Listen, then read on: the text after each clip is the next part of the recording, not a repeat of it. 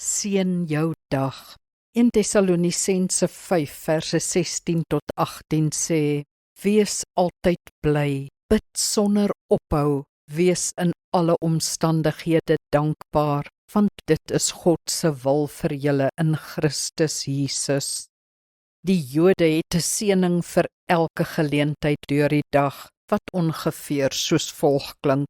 Vir kos, geseënd is u Here wat brood uit die aarde gee. Vir wyn, geseënd is u Here vir die vrug van die wynstok. As iets besonders beleef word, geseënd is u Here wat ons tot vandag laat leef het. En vir goeie nuus, geseënd is u Here, die een wat goed doen. Daar is ook vele meer. Jesus het ook hierdie Barak-God gebid. Hoe besonder. Jy kan vir jou soortgelyke seëninge ontwikkel, of jy kan die Here net prys vir alles wat mooi is, en dat hy in beheer is as dinge lelik raak. So heilig jy jou dag, deursuur jy dit met dankbaarheid, en verklaar jy God as koning oor alles. Dit seën jou hele dag. Kom ons bid saam.